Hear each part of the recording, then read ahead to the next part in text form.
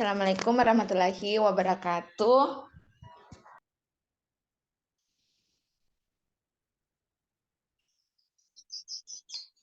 Mohon maaf sebelumnya, berhubung karena jaringan saya kurang bagus, makanya saya off-cam. Nah, di sini kami dari kelompok 4 pada mata kuliah akuntansi perpajakan. Kami di sini beranggotakan 6 orang. Saya sendiri Rindi Antika, Nurul Ilmi Rasuli Muslimin, Nuswatun Faradisa, Siti Aisyah, Artin Anugrah Ilham, dan Risma Amanda Eka Nurul Pratiwi. Di sini saya akan menjelaskan pada soal nomor 1.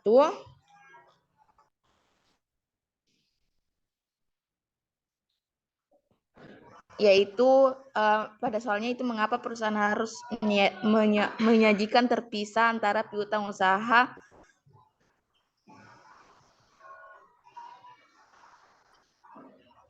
kepada pihak yang mempunyai hubungan istimewa dengan piutang usaha pihak ketiga di dalam laporan keuangan. Nah, jawabannya yaitu karena adanya hubungan istimewa dikhawatirkan terjadinya praktek transfer pricing, sehingga apabila terjadi utang piutang antara pihak-pihak yang memiliki hubungan istimewa, piutang harus disajikan dalam akun rekening tersendiri dan transaksi diperhitung berdasarkan harga wajar. Untuk selanjutnya akan dijelaskan oleh rekan saya.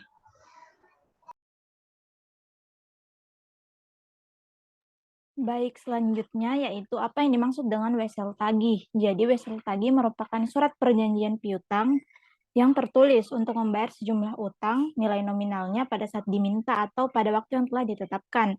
Atau wesel tagih itu bisa juga disebut dokumen piutang yang dikeluarkan oleh pihak perusahaan lain yang belum bisa membayar pada saat terjadi penyerahan barang.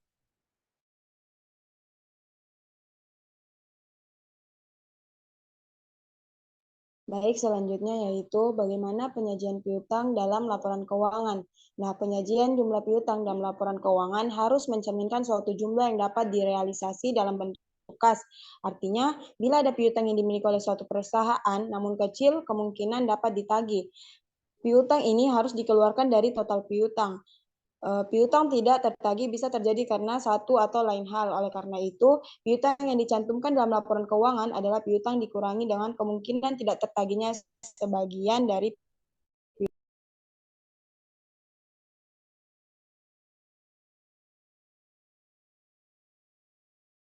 Selanjutnya dilanjutkan oleh rekan saya. Baik, selanjutnya yaitu mengapa dalam akuntansi diperbolehkan dibentuknya penyisihan atau cadangan piutang tak tertagih. Karena dalam akuntansi komersial, pembentukan penyisihan cadangan berguna untuk mengantisipasi kemungkinan kerugian dari piutang tak tertagih, merupakan hal yang lazim. Terhadap piutang yang diragukan tingkat kolektibilitasnya, perusahaan dapat menghapusnya dan membebankannya kepada cadangan yang dimaksud. Berbeda dengan peraturan perpajakan yang lebih menekankan kepada keadaan senyatanya dan tidak bersifat antisipatif dengan penyisihan tersebut. Selanjutnya akan dilanjutkan oleh rekan saya. Baik, selanjutnya yaitu biaya piutang tak tertagih tidak diperbolehkan mengurangi penghasilan bruto, tetapi sesuai dengan pasal 6 ayat 1 huruf F ditentukan syarat-syarat dari penghapusan piutang yang tidak dapat ditagih. Sebutkan syarat-syarat tersebut. Kemudian langsung saja, syarat yang pertama itu telah dibebankan sebagai biaya dalam laporan laba komersial. Yang kedua, WP harus menyerahkan daftar piutang yang tidak dapat ditagih kepada Ditjen Pajak.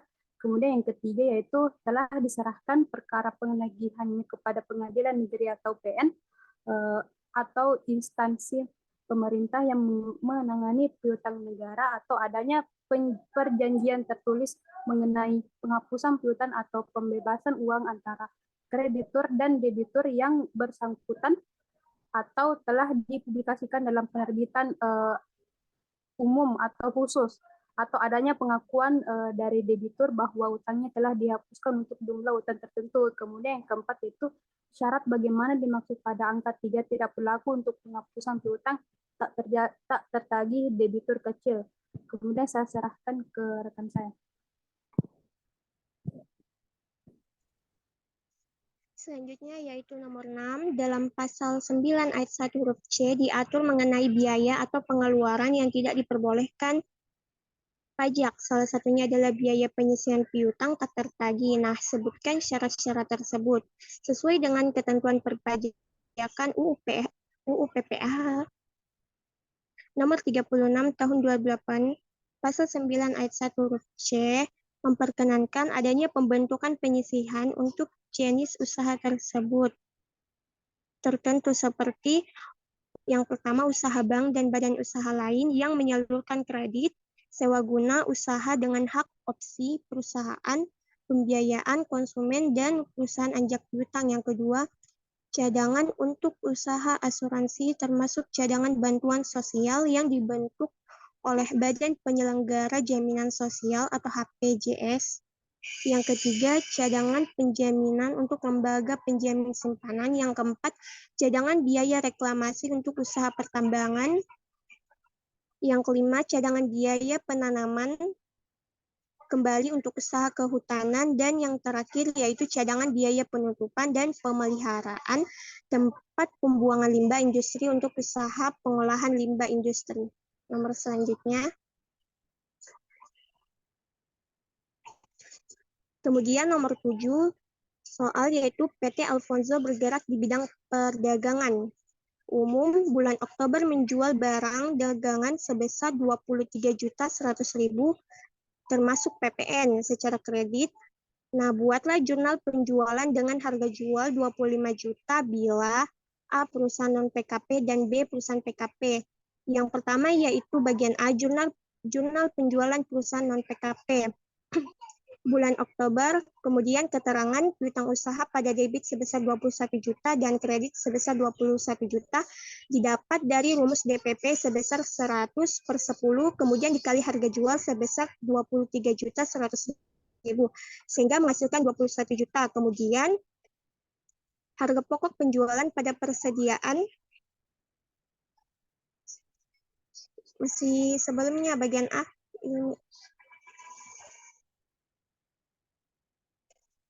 harga pokok penjualan pada persediaan sebesar 25 juta pada debit dan kredit sebesar 25 juta. Selanjutnya, bagian B,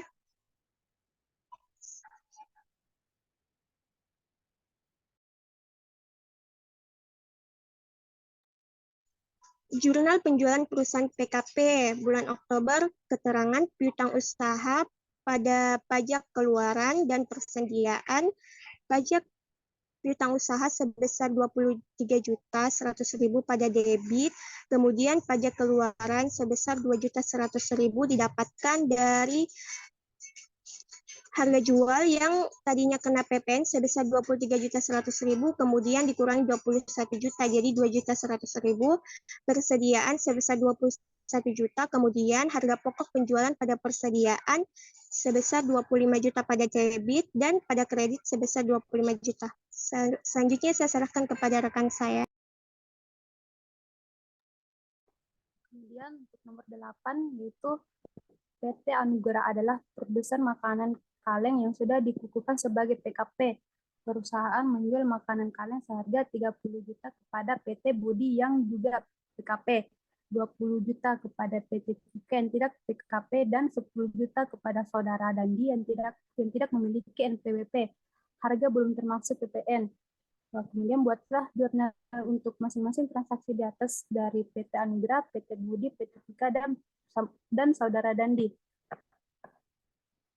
Kemudian diketahui barang yang dijual pada PT Budi yaitu 30 juta, barang yang dijual pada PT Cika 20 juta, kemudian barang dijual pada Dandi 10 juta, dan untuk PPN-nya itu 10%. Kemudian ditanyakan itu, buatlah jurnal untuk masing-masing transaksi di atas dari PT Anugerah, PT Cika, PT Budi, dan Saudara Dandi. Slide. Ya. Kemudian untuk jurnal yang pertama itu PT Anugerah atas penjualan barang pada PT Budi. Kemudian di sini piutang usaha di debit sebesar 33 juta rupiah.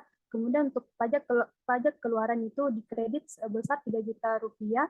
Kemudian penjualan itu di kredit sebesar 30 juta rupiah. Kemudian untuk jurnal yang kedua itu PT Budi atas pembelian barang pada PT Anugerah. Pembelian di debit 30 juta rupiah, pajak masukan di debit 3 juta rupiah, kemudian utang usaha di kredit 33 juta rupiah. Untuk jurnal selanjutnya itu PT Anugerah penjualan barang pada PT Kika. Next ya. Keterangannya yaitu pembelian di debit sebesar 22 juta rupiah, pajak utang usaha di kredit sebesar 22 juta rupiah. Kemudian jurnal selanjutnya yaitu piutang usaha di debit sebesar 11 juta rupiah, kemudian pajak keluaran di kredit 1 juta rupiah, penjualan di kredit sebesar 10 juta rupiah. Kemudian jurnal selanjutnya itu saudara Dandi atas pembelian barang pada PT sebelumnya. Ya. Jurnal selanjutnya itu saudara Dandi atas pembelian barang pada PT Anugerah. Next.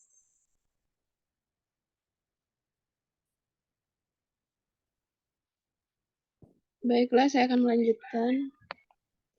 Jelaskan aspek peraturan perpajakan yang menjadi dasar untuk mengantisipasi kemungkinan tidak tertagihnya piutang perusahaan pada akhir tahun 2011 dibentuk cadangan piutang tak tertagih sebesar 25 juta. Jawabannya yaitu dalam ketentuan pajak tidak memperkenankan pembentukan cadangan penghapusan piutang. Ketentuan pajak lebih melihat realitas dan memberlakukan dengan metode penghapusan langsung, sehingga jurnalnya yaitu beban piutang tak tertagih pada piutang usaha yaitu sebesar 25 juta di posisi debit dan 25 juta di posisi kredit. Selanjutnya akan dilanjutkan oleh rekan saya.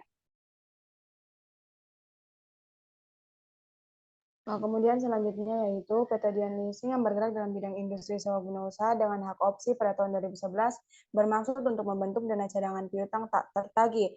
Saldo awal piutang sebesar 500 juta dan saldo akhir piutang sebesar 750 juta. Pertanyaannya, berapakah maksimal dana cadangan piutang tak tertagih yang dapat dibentuk PT Dian Leasing untuk tahun pajak 2011? Cadangan maksimal piutang tak tertagih yang dapat dibentuk PT Dian Leasing untuk tahun 2011 adalah saldo awal ditambah saldo akhir dibagi 2 dikali 0,5%. Jadi cadangan maksimal piutang tertagihnya yaitu 3.125.000. Selanjutnya saya serahkan kepada rekan saya. Baik, untuk soal selanjutnya yaitu PT Noel mempunyai saldo piutang usaha dan dana cadangan piutang tak tertagih sebesar 230 juta dan 27.500. Berikut ini adalah kartu piutang usaha setiap pelanggan tahun 2021 dalam rupiah. Jadi dalam soal itu ada 6 kartu piutang usaha, ada PT Apple, PT Cherry, PT Monica, PT Cappuccino, PT Espresso, dan PT Queen. Nah, soalnya syarat kredit adalah 5/10 N/60. Kita diminta untuk membuat skedul umur piutang usaha untuk PT Noel per tanggal 31 Desember 2012 dan jurnal yang diperlukan.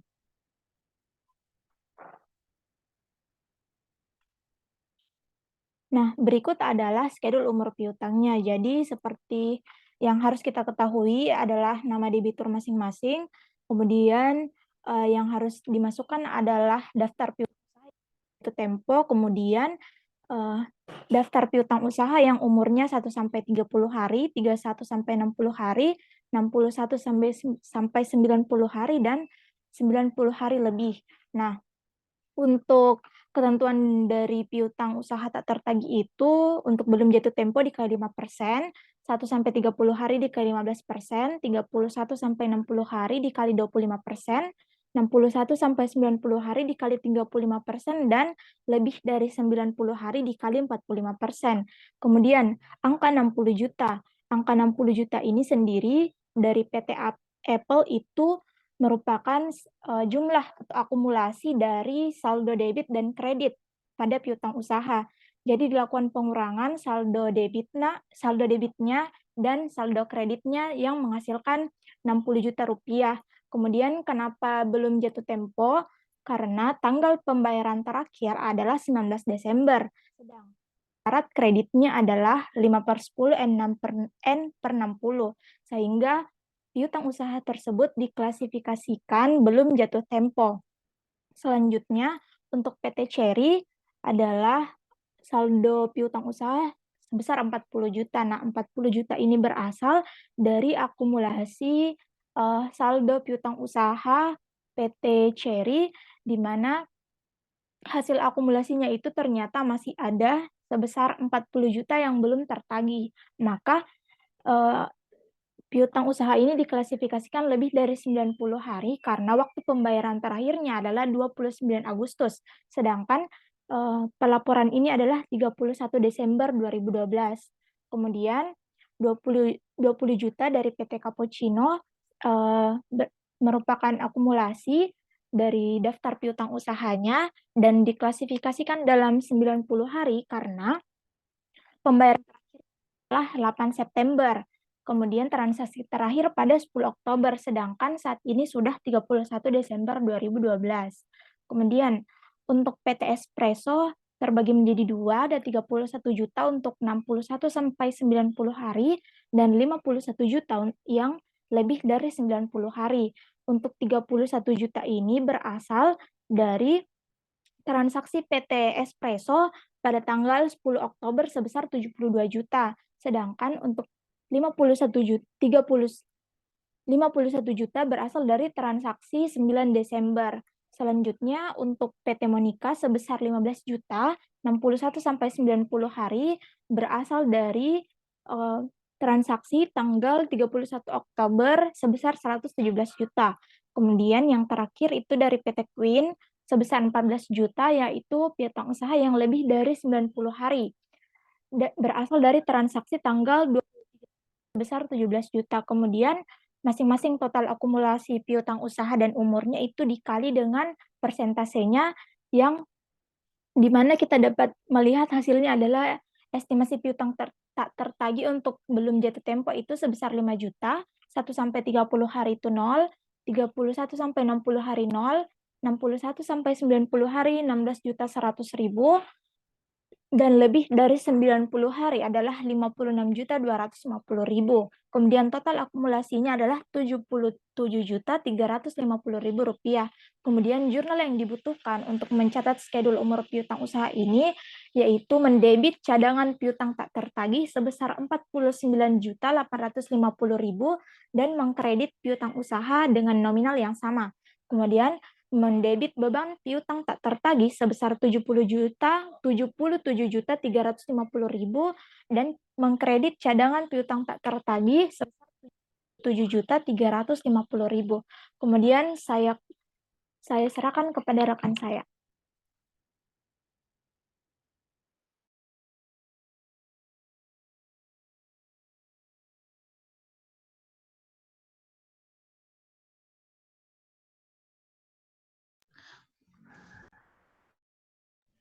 Baik, saya akan melanjutkan nomor 12.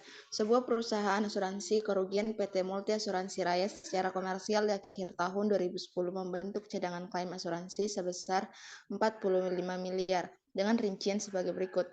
Yang pertama yaitu klaim yang sudah selesai diproses, besarnya kerugian serta klaim yang akan dibayarkan telah dihitung dan disetujui oleh kedua belah pihak, tetapi belum dilakukan pembayaran adalah sebesar 15 miliar.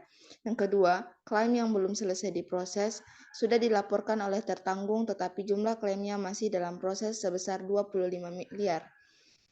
Yang ketiga yaitu klaim yang berhubungan dengan adanya peristiwa yang telah terjadi dan telah diumumkan di media elektronik dan massa namun belum dilaporkan oleh tertanggung sebesar 5 miliar. Berapakah cadangan klaim asuransi yang dapat dijadikan biaya pada tahun 2010?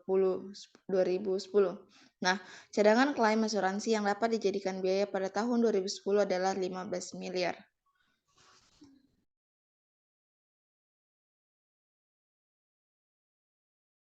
Baik, itulah tadi hasil diskusi dan presentasi dari kelompok kami. Terima kasih. Wassalamualaikum warahmatullahi wabarakatuh. Waalaikumsalam warahmatullahi wabarakatuh.